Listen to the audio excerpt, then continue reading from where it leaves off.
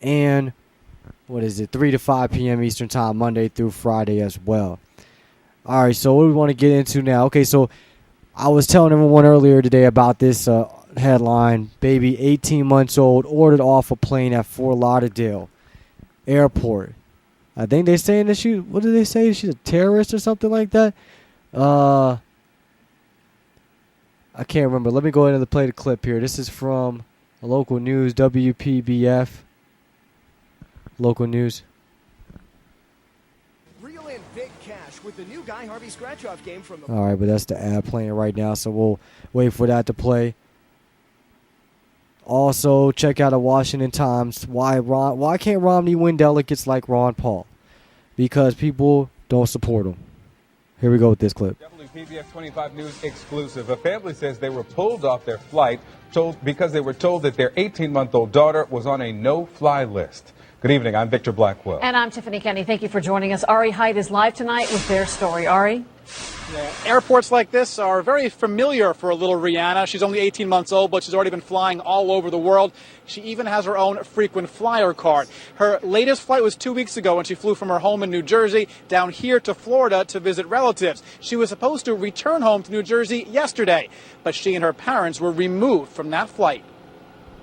At 18 months old, Rihanna has been called a lot of things. Cute, adorable, and now suspected terrorist. It happened Tuesday night at the airport in Fort Lauderdale. Rihanna and her parents had just boarded a JetBlue flight. They were heading home to New Jersey. They say that's when a JetBlue employee told them they had to get off the plane. Agents from the Transportation Security Agency, the TSA, needed to speak to them. And I said, for what? And he said, well, it's not you or your husband. Your daughter was flagged as no fly. I said, excuse me? It's absurd. It made no sense. Why would an 18-month-old child be on a no-fly list? Rihanna's parents have asked us to not show their faces or use their names. They are afraid of repercussions because they believe this happened because they are both of Middle Eastern descent. Rihanna's mom wears a headscarf. That said, they're both Americans, born and raised in New Jersey, just like their daughter. The whole situation was bizarre. It was completely bizarre. It made absolutely no sense. But Rihanna's parents say they were made to stand in the terminal while the TSA met with JetBlue. Nobody explaining to them what was going on. We were put on display like a circus act because my wife wears a hijab. About 30 minutes later, Rihanna's parents were told they could reboard the plane, but they say there was no apology, no explanation. They refused. They were too embarrassed. Now they want to know who's responsible. We called JetBlue and they said it's a TSA issue. TSA tells us it's an airline issue, and that since Rihanna and her parents all had boarding passes, that means they had been cleared by TSA and were not on the no-fly list. We were humiliated. We were embarrassed. We were picked on. And late tonight, JetBlue released another statement saying, again, that this is a TSA issue. They also said that both JetBlue and TSA are investigating this issue.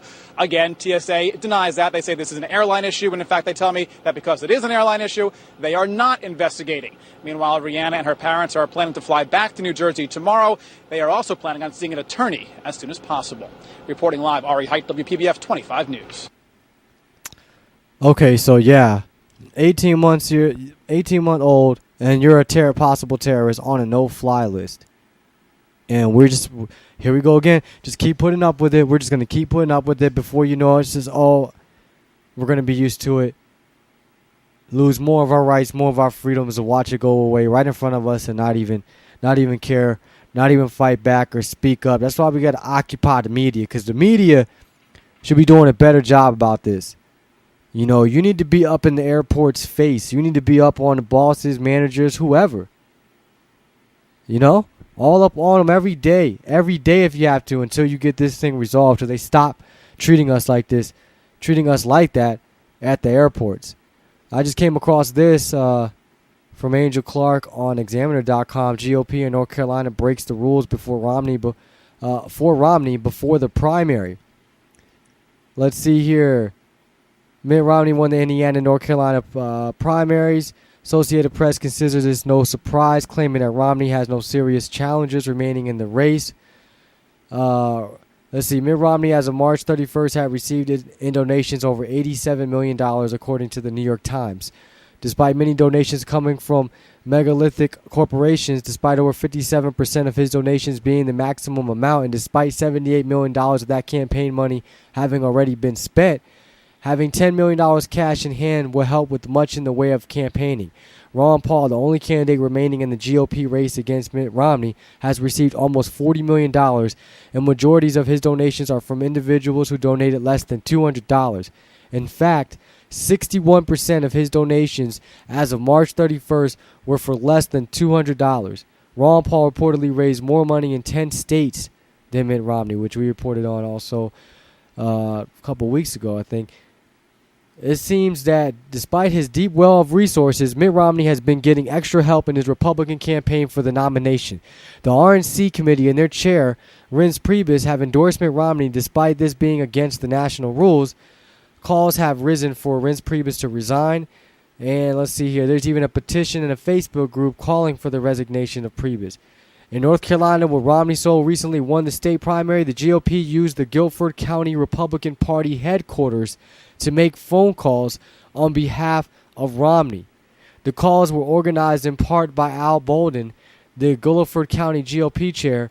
Bolden was well aware of the fact that the Republican Party does not endorse candidates in the primary, a fact that he had stated a few days prior to organizing calls for Romney at the county GOP headquarters. The Republican Party does not endorse any candidates in the primary. We are forbidden from endorsing one Republican candidate over another. With his actions, it seems that the GOP in Guilford County was in fact aiding Romney before the primary. This goes against GOP rules number 11, and no person nominated in violation of that rule is supposed to be recognized by the RNC. When Ron Paul supporters questioned the county GOP in regards to the aid of a Republican headquarters, they were silenced and associations were split. Many have asked for Romney to denounce this type of behavior. So far, Romney has remained silent. Does the GOP really want others to cheat in the name of a candidate? One wonders whether this drags not only Romney, but also his supporters through the proverbial mud. And his supporters are going to see firsthand when they go to these conventions how the establishment really works when they have a real opposition. And they're not used to having a real opposition, but now they do. And let's see. I think there was another article out about some more cheating going on in another state. What's this? Minnesota GOP magnet to mobilize. What is this? Santa voters. Let's pull it. This is at MinnPost, MINNPost.com. Delegates to state GOP convention will vote on marriage definition. This isn't the one that I was looking for. All right, so I have to see what's going on with that, where that is. Okay. All right, so let's see what else we got coming on. Some more headlines. I think I got another clip that I wanted to play for you guys. We have from Maine Politics, dirty tricks at the Maine GOP convention, talking about how dirty tricks aren't from Ron Paul supporters, but they're from the Romney supporters. And, we're playing by the rules. We just want to win really bad, and you can't be mad at us that we want to win when the GOP hasn't been doing its job. Democrats aren't doing their job. People that don't even want to run for Congress have to. We have to stop doing what we want. What we got to do, stop our jobs, stop our dreams, and now follow a new dream of just being free. I thought I was free till I found out. Anyways, I'm Paco, your host. We'll be back.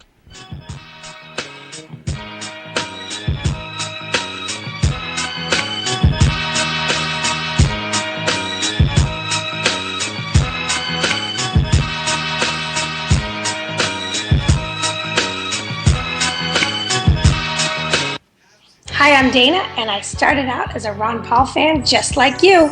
And now I'm a full-time volunteer leader at our Ron Paul headquarters in Venice, California. It starts with the first thing you hear Ron Paul say that is different than all the other politicians and that you just happen to agree with 100%. Next, there's a point where you realize that you agree with everything he has to say, and then, well, what's next? If you live in Los Angeles, you're lucky enough to be near the heart of the grassroots campaign center we have at 1728 Abbott Kinney Boulevard, Suite 103 in Venice, California. We're between Washington and Venice Boulevard in a big green building with plenty of parking. We work and make High priority phone calls from 9 a.m. to 9 p.m., 7 days a week until Ron Paul is president.